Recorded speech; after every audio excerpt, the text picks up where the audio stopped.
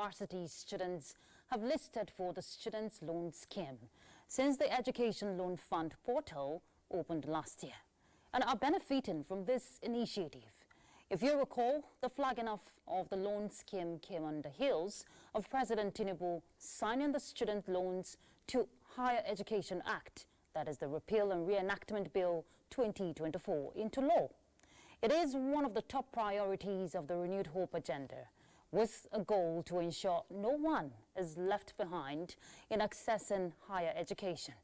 Now, the Student Loan Act empowers the Nigerian Education Loan Fund to provide loans to qualified Nigerian students for tuition fees and upkeep during their studies in the approved tertiary institutions or vocational and skills acquisition institutions. The Nigerian Education Loan Fund, that is NEL Fund, says disbursements are still ongoing for students in their respective institutions. Now, following its implementation and the impact it is having on the beneficiaries across the country, key players are of the opinion that sustainability plan for the scheme is crucial. But despite the laudable, or rather how laudable the initiative is, what are the challenges being experienced by the students? And what difference is the scheme making in the education sector? Tonight on Weekend File, we will be bringing you update on the student loan scheme. And our guest is the Managing Director and Chief Executive Officer of the Nigeria Education Loan Fund, Akintunde Sawyer. We'll also bring you situation reports from across the country. Thank you for joining us. This is Weekend File. I'm Ruth Aguela. First, let's begin with the news.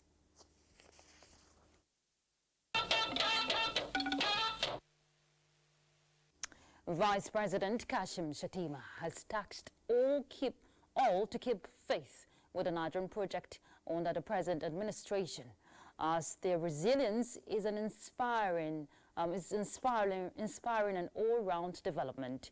The Vice President stated this in Abuja at the unveiling of the book Persona Non Grata in Abuja. Ayodeji Makinde reports. The venue for the unveiling was filled up 2 hours before the official launch of the book titled Persona Non Grata. Vice President Kashim Shettima, joined by Minister of Marine and Blue Economy Adegboyega Oyetola, government officials and philanthropists, speak on this piece which encapsulates intellectual and journalistic experiences.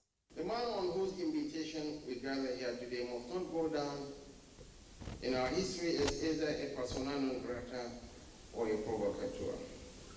He has been an essential pillar of our interactions as a nation and has helped determine the direction our society is headed. His mind has poured his heart and soul into this work. It is more than just a professional memoir. It is a profound commentary on the complexities of power.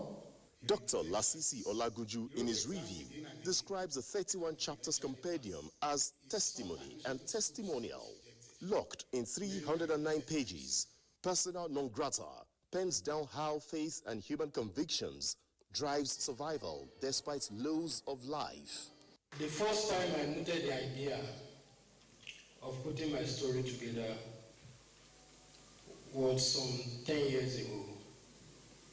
As young as I am, I know I've built a name for myself, and I didn't want anybody to rubbish that name. Chief launcher Sir Emeka Ofo and co-launchers made their contributions towards the book. Ismail Omikbidon had served as Chief Press Secretary to Adegboyega Oyetola when he was Governor of Osun State and Special Assistant Media as Minister of Marine and Blue Economy. In Abuja, Ayodeji Makinde, NTA News. In other news, the National Assembly wants the Presidential Natural Gas Initiative to do more on adaptability test on the CNG, having been embraced as an alternative in road transport, just as Works Minister urges improved funding for road infrastructure to enhance economic activities across the country. National Assembly correspondent Lami Ali reports on budget defense engagement of ministers of petroleum resources, works, health and others with relevant committees on their 2025 proposals. Budget defense session between the Joint Committee on Petroleum Resources and the two state ministers was an opportunity to discuss further on the CNG drive aside the 903 million naira capital allotted the ministry, which both sides described as meager. Of capital 903 million 648,261 naira, zero cover. What has been given to this ministry, I don't think the mandate of the ministry can be carried out. And we are oversighting. Mr. President has a vision to ensure that the CNG program, gets to the grassroots. Works Minister David Umahi, while defending the 2025 budget, laid bare the challenges of the ministry to deliver on its mandate of providing road network to link all parts of Nigeria. The president, who is an economist, who has gone through all the segments of what we're passing through by reason of his experiences, and is making efforts to borrow money to do these projects. Continue, as we continue from this our end, to think of how we can engage with other revenue profile agencies to get money to see how projects will be delivered to our people. The 2025 vision for the Ministry of Health, as highlighted by the Minister, Professor Ali Pati, is to collaborate with the private sector to improve local drug manufacturing. As revenue improves and as the tax reforms kick in and revenues improve, both the federal government and states will have more fiscal space to invest more in health. On its part, the Ministry of Humanitarian Affairs informed the lawmakers that lifting more Nigerians above the poverty line is among priority areas in the 2025 fiscal plan of the ministry. Office of the Secretary to the Government of the Federation, the Federal Road Safety Corps and others appeared before the Senate Committee on Federal Character with appeals for a review of the envelope budget system. Drivers doesn't obey the traffic lights. It's only in this country. So virtually we have not done even much. In fact, the fines are going to be increased this year. Can you please briefly explain to me what the ecological fund covers and the expediency of that fund? The fund covers erosion projects, degradation, environmental degradation, and then of course, yes, national emergencies. The Coordinating Minister of Health and Social Welfare, Professor Ali Pate, says President Bola Tinubu's free VVF repair program has treated 2,819 women with obstetric emergencies, noting that women from various regions have benefited from free fistula repair surgeries, underscoring the nationwide reach of the initiative. The Coordinating Minister stated this while receiving the Director General of the National Health Insurance Authority, Dr. Kelechi Ohiri, in Abuja. Without the cost to themselves. So it's a three-step process, which is essentially one, identify and resolve whatever morbidities, which is a fistula in this case, that the woman presents with. And this is because first, let's address the problem. And secondly, let's make sure that they are now enrolled in insurance after that. He emphasized that the program aligns with the President's National Health Sector Renewal Investment Initiative, which prioritizes equitable healthcare access for all Nigerians.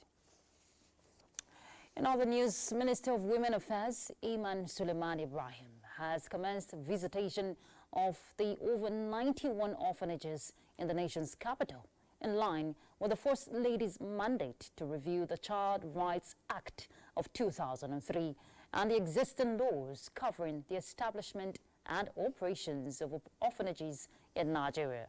The minister, during her visit to the first orphanage in Gwagwalada area of the FCT, explained that the move is aimed at curbing all ill treatment in such homes and making them more responsive to well-being of the children.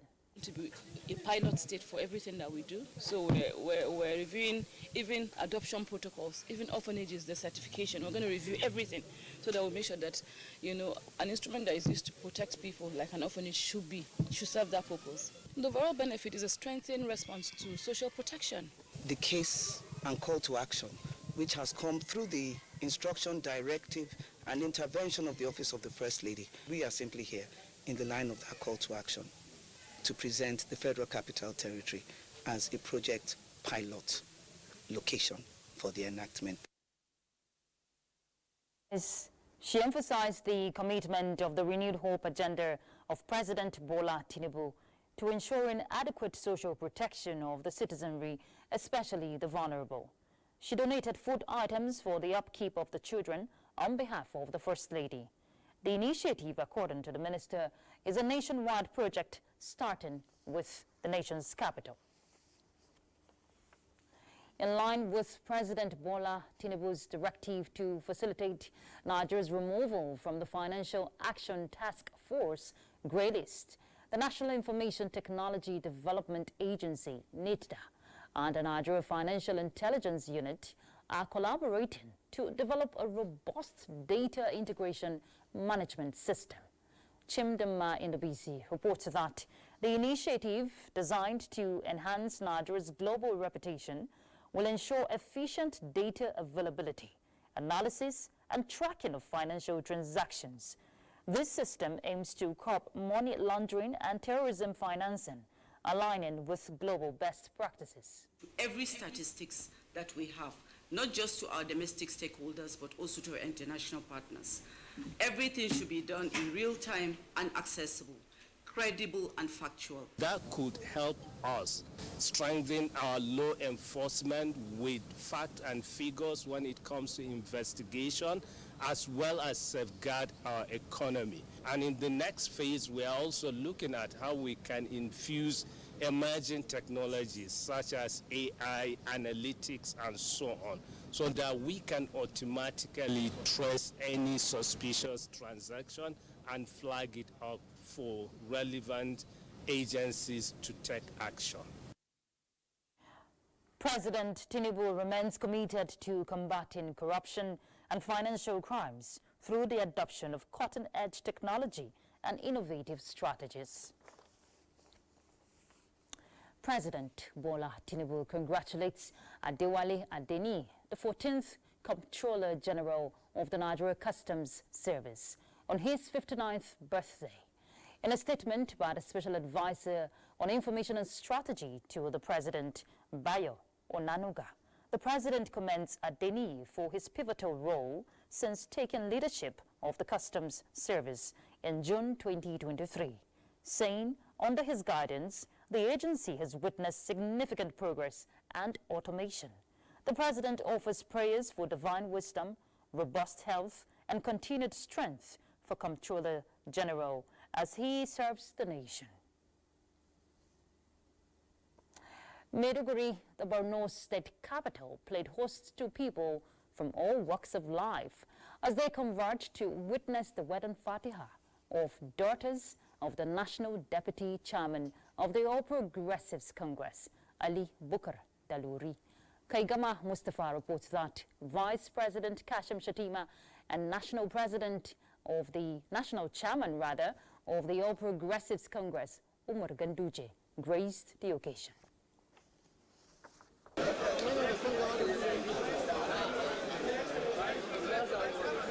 The wedding fatiha of Aisha and Zara, daughters of the National Deputy Chairman of the APC, which was celebrated in grand style, witnessed an impressive turnout of dignitaries, including the Vice President of Nigeria, Senator Kashim Shatima, the National Chairman of the APC, Abdullahi Umar Ganduje, the governors of Benue and Yobe states, former governors, members of the National and State Assemblies, diplomats, traditional rulers, politicians, captains of industry and well-wishers drawn from various parts of the country and beyond. The marriage rite was officiated by the Chief Imam of Borno, Laisu Ibrahim Ahmed, following the payment of 6 and 15 gold coins as dowry for Zara and Aisha respectively. The national chairman of the APC, Abdullahi Umar Ganduje, served as the representative for the bride, Zara, while the governor of Borno State, Babagana Umar Zulum, represented the bride, Aisha. Family, friends, and well-wishers extended their heartfelt congratulations to the newlyweds, wishing them a happy and prosperous married life. Father of the brides, Ali Bukar Daluri, expressed his deep appreciation to everyone who graced the occasion and prayed for their safe return to their respective homes, acknowledging the unity the event brought, highlighting the cultural diversity and hospitality of the Borno people. Vice President of the Federal Republic of Nigeria, also the Governor, Executive Governor of Borno State, Professor Babagana Umar Zulum, and the good people of Borno State and my colleagues, those who have come far and near, I must thank them. We pray for them, for Allah's guidance. We pray that the marriage will be successful. And may Almighty Allah make sure that they become a lifetime partner. The more care may do today to grace this great occasion that is held in 5 towns to stand still. The ceremony was a testament to harmonious coexistence, bringing together diverse people to celebrate love and unity. In Maiduguri, Abubakar Musa, NTA News. Apologies for the mix-up there. That was the report by Abubakar Musa and not Kegama Mustafa. We move on to other issues. The serene atmosphere of Jigawa State was electrified, we hear, this week as hundreds of faithful from within and outside Nigeria converged to celebrate the 7th Tijaniya World Maulud anniversary, commemorating the life and teachings of Prophet Muhammad.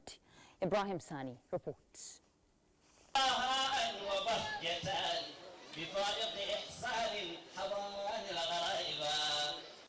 The theme for the event, towards a united future and embracing peaceful sustainable development, brought together leaders in Islam and various sectors including politics, education and civil society organizations.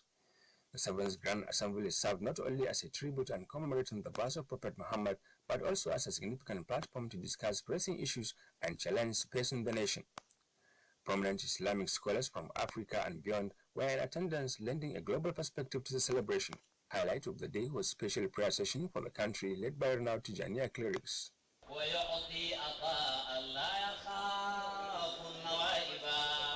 Governor Umar Namadi, represented by the Jigawa Deputy Governor Amin Usman, underscored the significance of the event in fostering unity and brotherhood among Nigerians and beyond.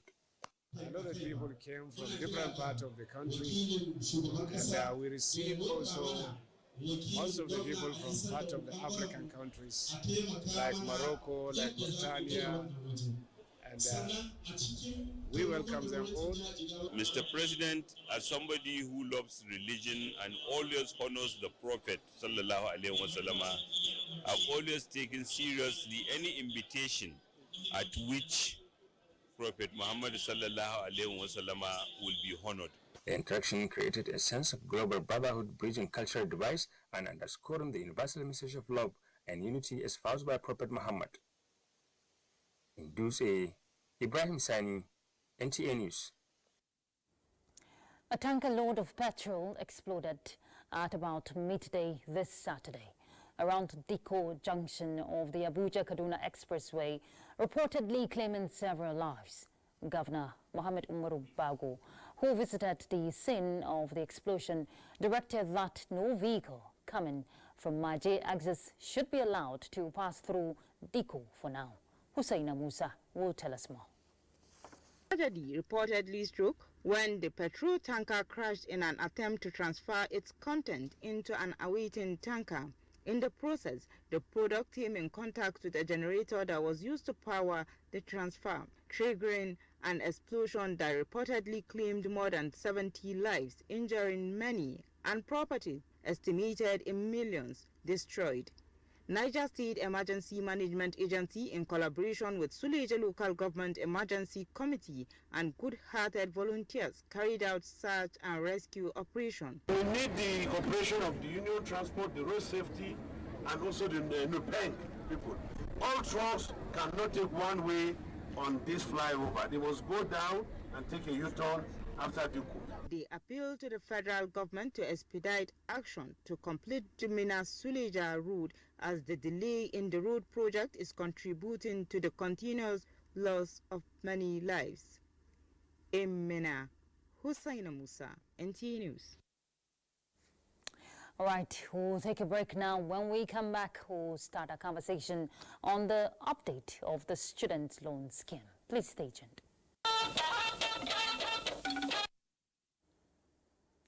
Thank you for staying tuned.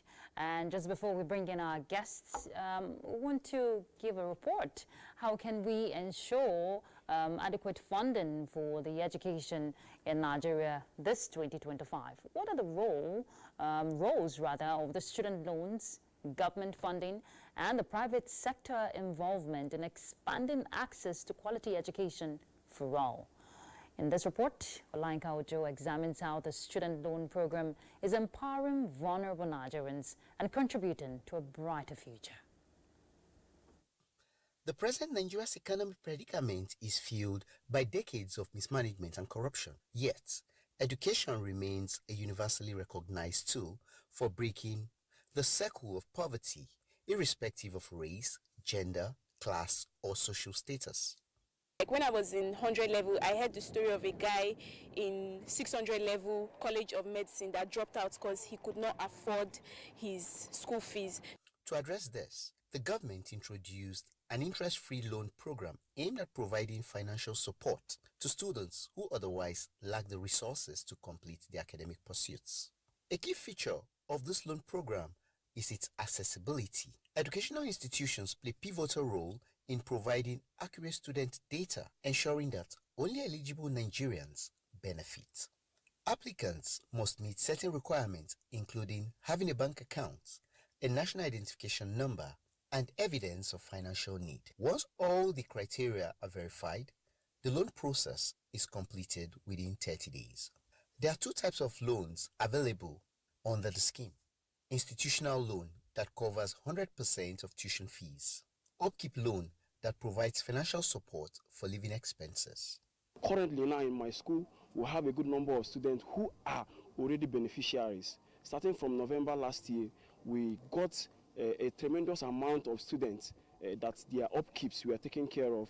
Their students' upkeep and institutional fees were all taken care of. It's a nice initiative from the president, okay, and it must be commended. 5.2 trillion was budgeted for education. It means the student constituency, the education community, campus community will going to experience a lot of, tremendous development, infrastructure development, academic excellence across board. Since its launch, the student loan scheme has made significant strides. So far, 130 institutions across the country have benefited, with more than 20 billion naira disbursed to 192,906 students. With proper government funding, robust private sector involvement, and an efficient loan system, Nigeria's educational sector could become a beacon of hope for millions. Olayinka Ojo, NTA News. Thank you, Olayinka, for that. And to begin the conversation, we'll bring in our guests now. We have in the studio the Managing Director and Chief Executive Officer of the Nigerian Education Loan Fund, Mr. Akintunde Sawyer. Thank you so much for joining us, Mr. Sawyer. Thank you, Ms. Aguele. Nice to be here. All right. I remember last year when you came here, the whole scheme just began. And going forward, looking at the impact so far and what has played out this past months, how overwhelming has it been for the agency? Well, I have to tell you, when you have an excellent program that has the potential to impact so many lives, the graciousness of the President in actually supporting this scheme maximally with nothing held back, the answer to your question is that it hasn't been that overwhelming. Fantastic. I'm sorry? I said fantastic. Yes, so I mean, essentially, we obviously have had to grapple with the demand, because many students have been waiting for a scheme like this for many years. And so we've had to grapple with the demand and try to manage expectations. And I think that's probably the area that we are most concerned about, because clearly there must be a process when you're dispersing or spending government funds. We have to go through many checks to make sure that we're dispersing the funds to the right people, and that sometimes affects timing. But in terms of it being overwhelming, we are absolutely committed to ensuring that we get on top of every single issue and reach every single Nigerian student in the tertiary space who might need this loan. Well, I'm glad, Mr. Sawyer, you mentioned it's not overwhelming, but a task you're ready, to fulfill. But when we look at the criterias that are, around the whole loan scheme, would you say that universities are complying? Are we getting, or rather, is the scheme actually disbursing to the right beneficiaries, the right persons? Are they the ones being enrolled? Because accountability and, of course, transparency is very key. Yes, I would say that we are absolutely dispersing these funds to the right tertiary institutions. So it's not just universities, it's colleges of education, it's polytechnics. We're dispersing to the right institutions, and we're dispersing to the right students when it comes to the upkeep.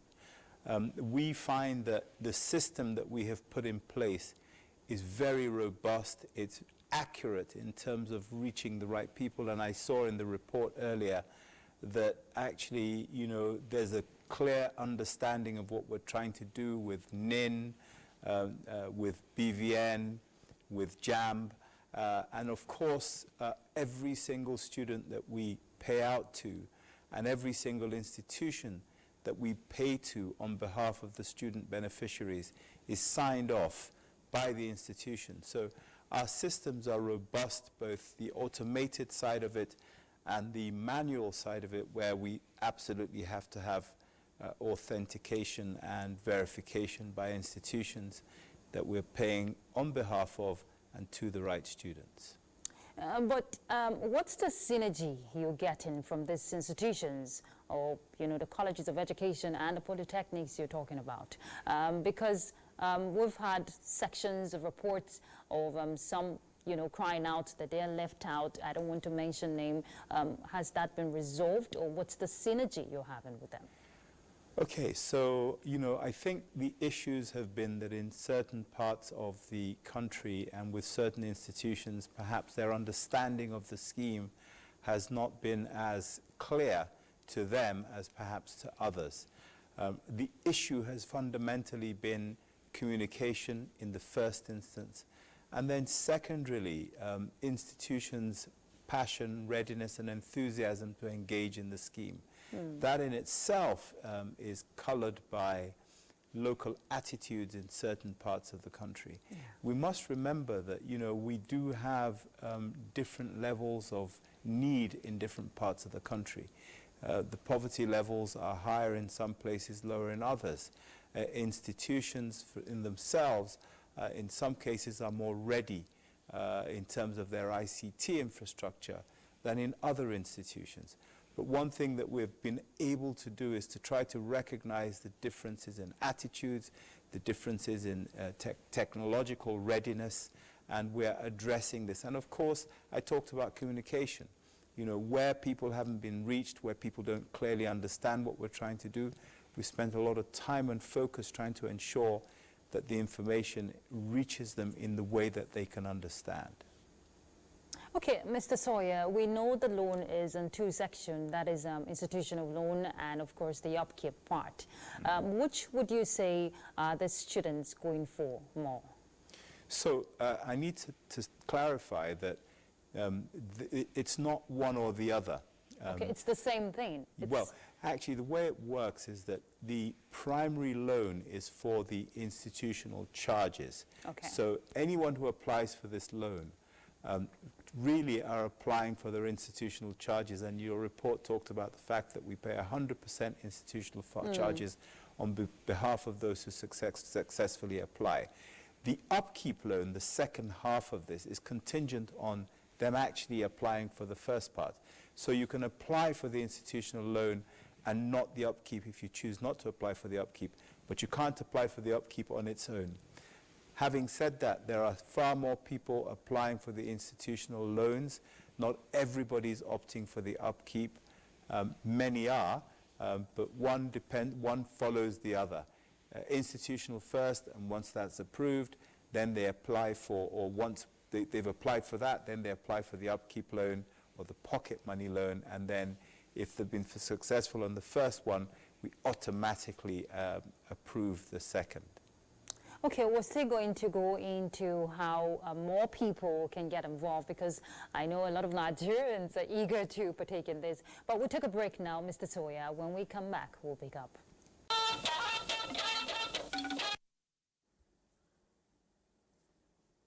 Thank you for staying tuned.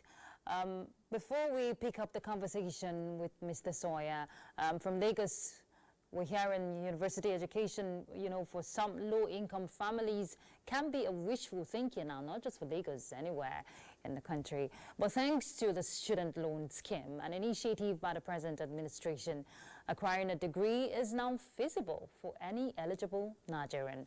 Joel Popola reports that the students' loan scheme is helping to reduce the burden of university education for many parents.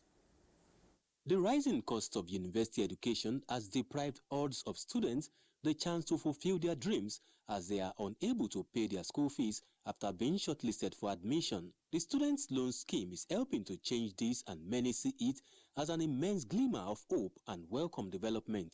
The process, according to Boluwatife Agunlejika, a political science undergraduate from Ekiti State University, is seamless, attesting to the credibility of the system. I went for it and went through the normal process, the normal registration. I've seen the impact, and I really thank the federal government. They've paid my fees already. The monthly is 20,000 per month, and this is my first time of getting that. I got it on 15th of this month. For many parents who either stop their children's education at secondary school level or sponsor just one child, the students' loan scheme is changing this narrative, and experts say private sector involvement can guarantee continuity.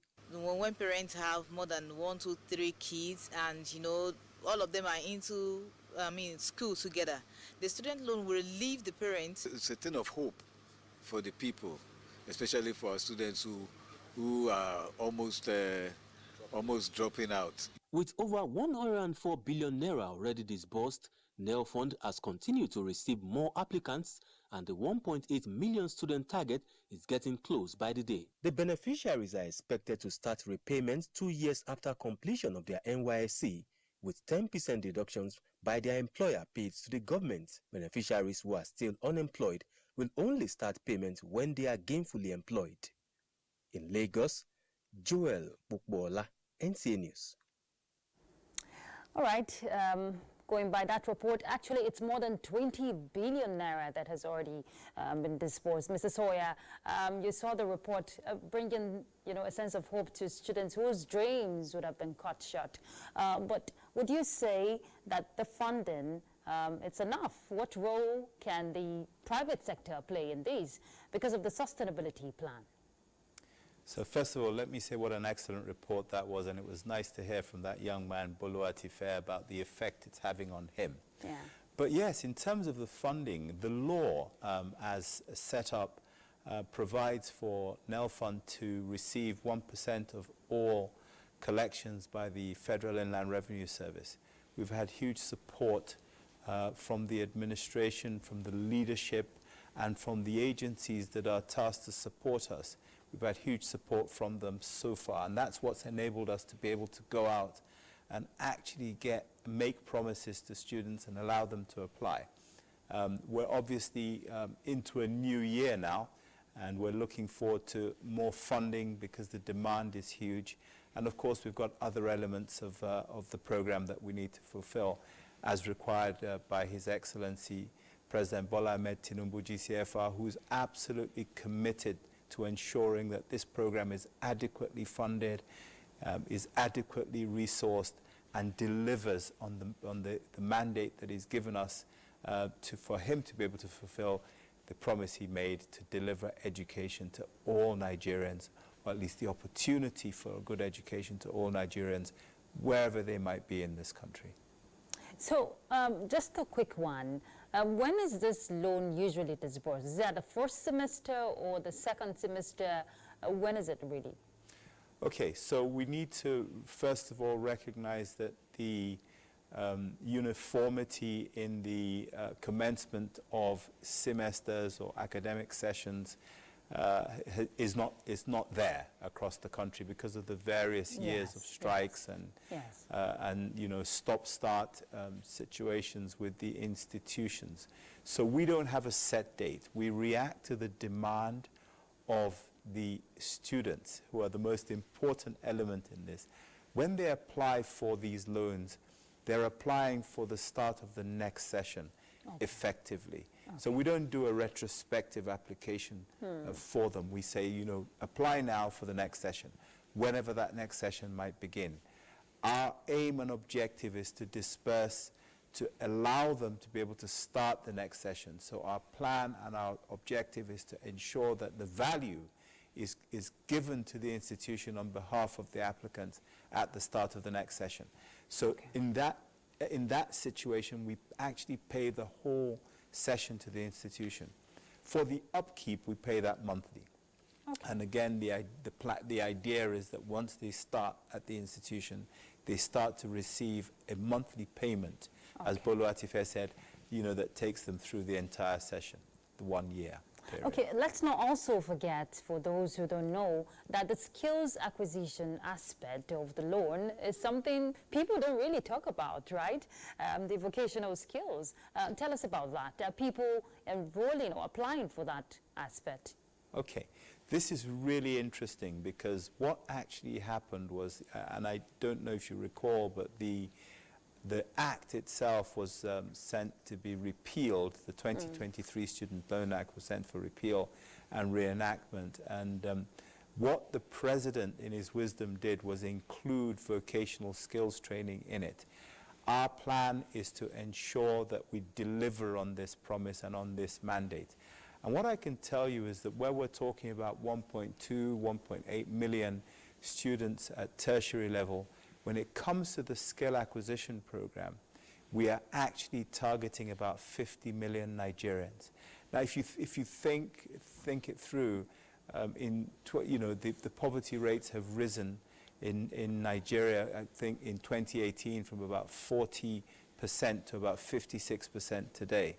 So 100 million Nigerians are really needing to get out of the poverty trap. And what the skills acquisition program will do is begin to focus on people who don't necessarily have an academic bent, but have skills and talents and opportunities to learn skills, to acquire skills, to learn handcrafts, so that they can actually benefit from this program. We're looking at about 50 million people, and our objective is to move these people one step up each. We believe that if we can move people a step up each, we can depopulate the bottom, which is essentially full of really disadvantaged, really neglected people, if you like, and give them a skill that takes them to a point where they can actually begin to do something different. We also want to use it to restore the dignity of labor. People need to be dignified in the work that they're doing. Indeed, Mr. Akintunde Sawyer. The hope is there, and the goal is to see that no one is left behind in access to education. Thank you so much. Keep up the good work. We'll keep monitoring developments as they unfold. Keep an eye on us, Ms. Aguela. We're really keen to make sure that we get inputs from everywhere so that we can make this successful and make our country more competitive. All right. And, I must say, again, the President has done a great thing, and we must all support this to make sure it helps our nation. All right, thank you so much for that. We'll take a break. We'll be back in a moment. Stay tuned. Thank you for staying with us. And time to find out what's happening in the world of sport. Ayo Deji Makinde is set for us. Ayo.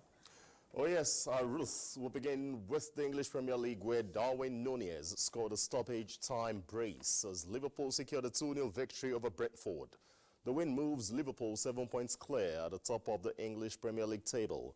In other matches, the second half brace from Jean-Philippe Mateta helped Crystal Palace to a superb 2-0 win over West Ham as Oliver Glasner's side extended their impressive form to just one defeat in 11 matches.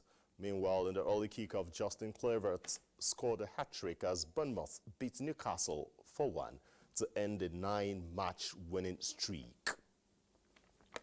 Elsewhere, Turkish Super League club Besiktas have appointed former Manchester United manager and striker Ole Gunnar Solskjaer as their new coach. The Norwegian has agreed to a deal until the end of next season with an option to extend for another year. It is his first managerial role since 2021 after his Manchester United stint ended. Besiktas, who have won the Turkish Super League title 16 times, are currently 6th in the standings. They have been without a permanent head coach since Giovanni Bronkhorst left last November. Away from football, defending champion Yannick Sinner says he still has room to improve in his Australian Open title defense after beating Marcos Giron to reach the 4th round. The world #1 was not at his fluent best, but stepped up when needed to beat the American in straight sets 6-3, 6-2, 6-4, 6-2. The Italian won his first major at Melbourne Park at the start of a remarkable 2024, during which he won the US Open 6 ATP Tour titles to finish the year as world #1. That's your sports. It's back to Ruth. Thank you, Ayo, for giving us all the details, for the juicy and the non-juicy ones. All right, and it's time to go home. Thank you so much for being part of Weekend File. We do appreciate. Do have a lovely night rest. I'm Ruth Aguilera. Bye.